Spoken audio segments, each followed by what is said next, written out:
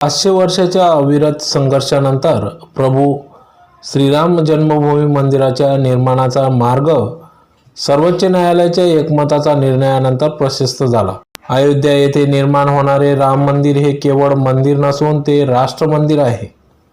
मंदिराच्या निर्माणामध्ये समाजातील सर्व घटकांचे योगदान असले पाहिजे व हे मंदिर केवळ एका जाती धर्मापुरते मर्यादित न राहता ते संपूर्ण राष्ट्राचे झाले पाहिजे असा श्रीराम जन्मभूमी तीर्थक्षेत्र अयोध्या ट्रस्टचा मानस आहे। त्या अनुषंगाने देशभरातील प्रत्येक घराचा प्रत्येक व्यक्तीचा संपर्क व्हावा अशी योजना करण्यात आली असून देशातील जनसामान्यांचे मंदिर निर्माणासाठी व्यापक योगदान असले पाहिजे यासाठी प्रत्येक तालुक्यातील समितीचे गठन करण्यात आले आहे।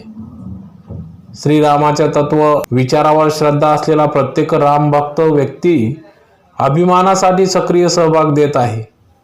दिनांक 15 जानेवारी 2021 ते दिनांक 15 फेब्रुवारी 2021 या कालावधीत निधी समर्पण संकलनाचे अभियान राबविण्यात येणार आहे। धुळे ग्रामीण तालुक्यात देखील यासाठी सर्वसमावेशक समिती स्थापन करण्यात आली।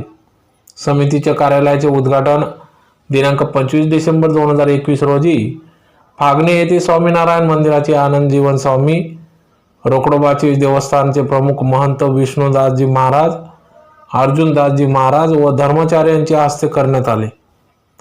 समाजाने मंदिर निर्माणासाठी सरळ हाताने निधी द्यावी असे आवाहन देखील यावेळी या प्रसंगी धर्माचार्यांनी केले आहे। यावेळी माजी सैनिक विश्वास आहिरे, प्रगतशील शेतकरी भटू संतोष पाटील, नामदेव लालसिंग नाईक, भिका पवार, शिरीष माधवराव सूर्यवंशी, अशोक दत्तात्रय वाघ, भालेराव जयराम सूर्यवंशी, अभियान समितीचे कार्यकर्ते, राष्ट्रीय स्वयंसेवक संघाचे स्वयंसेवक व तालुक्यातील ग्रामस्थ या ठिकाणी मोठ्या संख्येने उपस्थित होते। या कार्यक्रमाप्रसंगी श्रीराम जन्मभूमी मंदिर निधी समर्पण समिती धुळे ग्रामीण तालुक्याचे अभियान प्रमुख गणेश नेरकर यांनी देखील यावेळेस आपले श्रीराम जन्मभूमी मंदिर निधी समर्पण समितीच्या कार्याबद्दल माहिती दिली। बदलणार आहे आणि या बदललेल्या घटनेचे पायी साक्षीदार म्हणून आपल्याला जे जे पाहायला मिळणार आहे त्याचे आपण भाग्यशाली साक्षीदार राहणार आहोत। आपल्याला माहिती आहे की मागच्या 500 ते 600 वर्षापासून आपण जो संघर्ष केला, अथक बलिदान दिलं, त्याग केला, अनेक पिढ्या कसल्या, अनेकांनी आपले सर्वस्व अर्पण केलं, असा हा लढा म्हणजे श्रीराम मंदिर जन्मभूमी मुक्तीचा लढा। हा लढा फक्त हा काही 60-70 वर्षापासूनचा नव्हता, फक्त न्यायालयात नव्हता, तर हा लढा बाबराने जेव्हा त्याच्या वीरबाकीने, त्या सेनापतीने इथं श्रीरामाच्या जन्मभूमीवर उभं असलेलं रामललाचं मंदिर तोडलं, हे तोडत असताना 1 लाख आपले सैनिक आज शहीद झाले, साधू शहीद झाले। आपल्याला माहिती आहे की साधू आणि संत हा हिंदू धर्माचा अविभाज्य घटक आहे। या साधू आणि संतांच्या बलिदानातून, त्यांच्या रक्तरंजित मातीतून, त्या चिखलातून ते मंदिर तोडून त्या बाबराच्या सेनापतीने तिथं बाबरी मस्जिद उभी केली। परंतु त्या मशिदीला आपल्या पूर्वजांनी तेवढाच कडाडून विरोध केला आणि क्षणोक्षणी वेळोवेळी प्रत्येक वेळेस युद्ध करून त्या ठिकाणी बलिदान देण्याचं कार्य केलं। आपलं दुर्दैव होतं की आपण तेव्हा एकत्रित होऊन तो लढा जिंकू शकलो नाही।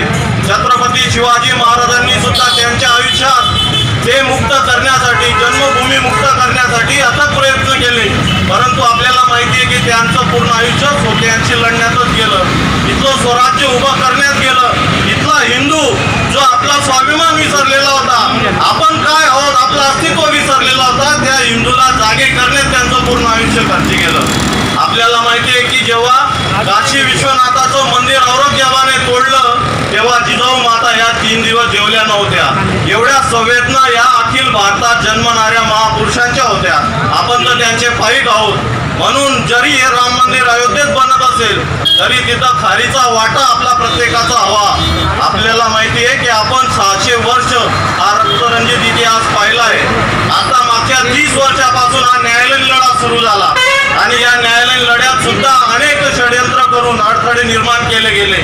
जर मंदिराचा निकाल लागला तर इथं रक्ताचे पाठ वाहतील, इथं दंगली होतील, सर्व पद्धतीचं षड्यंत्र इथं केलं गेलं। परंतु जेव्हा हा सत्याचा विजय होतो, त्या सत्याच्या विजयात सर्व खोटं हा लोप पावून जातं आणि त्याच प्रकारे इथं सर्व खोटं जे इतक्या वर्षापासून चालत होतं की तिथं बाबरी मस्जिदच आहे, रामाचा इथं काही एक संबंध नाही.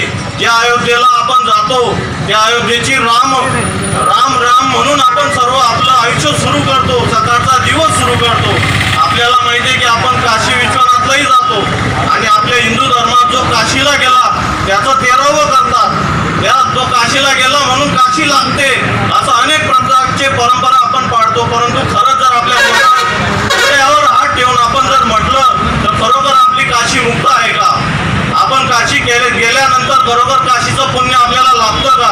कारण जिथं काशी विश्वनाथ होतं तिथं मशीद उभी आहे असतो, परंतु त्या मंदिराच्या समोर काशी विश्वनाथाच्या इथं उभा असलेली मस्जिद आहे. हे पाहून आपल्यासारख्या हिंदूंना कुठंतरी संवेदना जागृत व्हायला पाहिजे. आपली काशी तेव्हा सफल होईल जेव्हा जसा राम जन्मभूमी मुक्ती झाली तशी काशी विश्वनाथ सुद्धा मुक्त होईल आणि असे 3 नव्हे तर 30,000 मंदिरं मुक्त होतील. तेव्हा आपला जन्म हा हिंदू धर्मात झाला आणि त्याचा मोक्ष आपल्याला मिळाला, याचं पुण्य आपल्याला लाभेल.